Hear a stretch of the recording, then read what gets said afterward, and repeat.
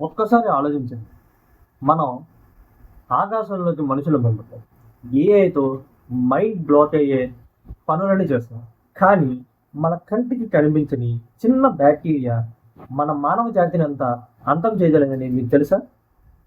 నేనేదో science system story చెప్పట్లేదు boss.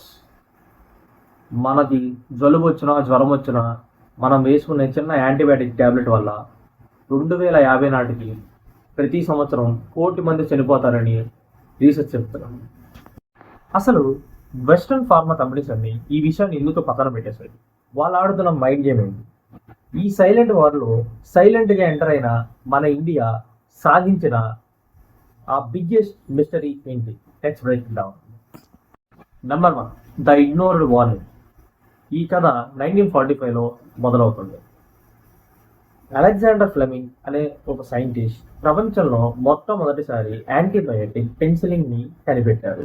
ఇందుకు ఆయన నోబెల్ ప్రైజ్ని అందుకున్నారు.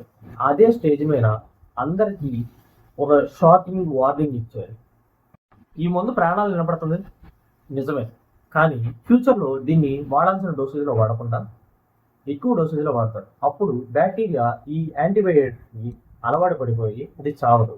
అప్పుడు మీరు ఎంత పవర్ఫుల్ డోస్ వాడేవాళ్ళ ఇంకా ఆ బ్యాక్టీరియా చావదు. ఆయన ఆ రోజు ఇచ్చిన వార్నింగ్ని మనం ఇప్పుడు సూపర్ బగ్స్ అని చూస్తాం. బ్యాక్టీరియా చాలా స్మార్ట్ బాస్.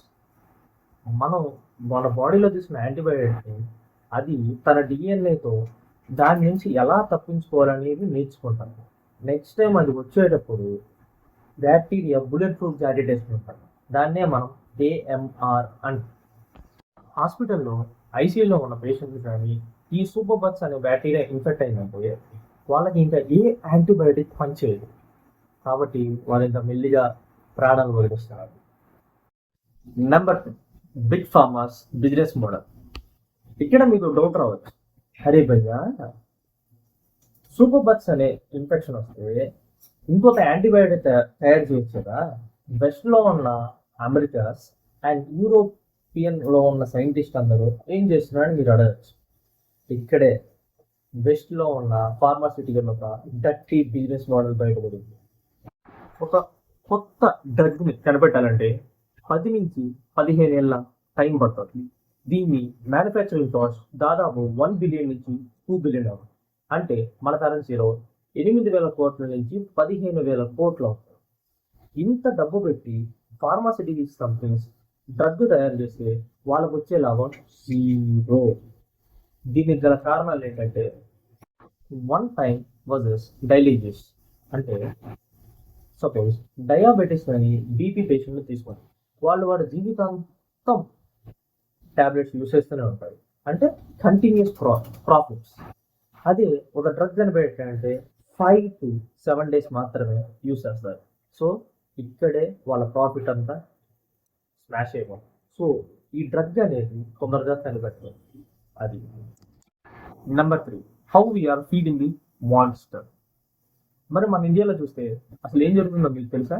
మనం చేసే చిన్న చిన్న తప్పులే ఈ సూపర్ బగ్స్కి ఊపిరి పోస్తున్నాయి. సెల్ఫ్ మెడికేషన్ అంటే ఒక చిన్న జ్వరం కానీ జలుబు కానీ వచ్చినప్పుడు మా హాస్పిటల్కి వెళ్లకుండా దగ్గరలో ఉన్న మెడికల్ షాప్కి వెళ్ళి యాంటీబయాటిక్స్ వాడతాం. And incomplete course.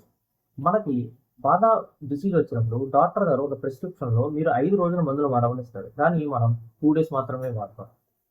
మనం తినే చికెన్, మటన్, తాగే పాల నుంచి మన బాడీలోకి తెలియకుండానే యాంటీబయాటిక్స్ ఎంటర్ అయ్యి మనలోని ఉన్న బ్యాక్టీరియాని మొత్తాన్ని సూపర్ బగ్స్గా మార్చేస్తున్నాయి. Number 4, the Indian bakery work hard. International pharmaceutical చేతులు ఎక్కేసిన చోట ప్రపంచం అంతా ఆశలు వదిలేసుకున్నాక మన ఇండియన్ కంపెనీ రంగంలోకి దిగింది. ఒకప్పుడు ఇండియా అంటే వేరే కంట్రీస్ చూసిన మందులని చీప్ టాపిక్ చేసి ఫార్మసీ ఆఫ్ ద వరల్డ్ అని హేళన చేసేవాళ్ళు.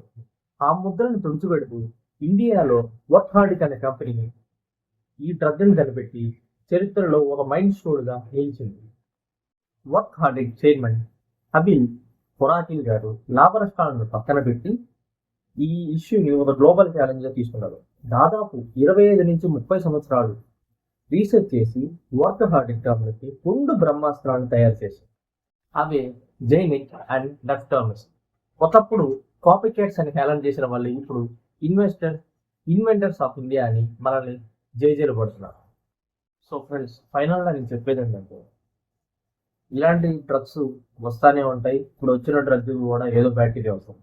మనం మన హెల్త్ని కాపాడుకుంటూ ఏ డ్రగ్ నుంచి అయినా మనం కాపాడతాం.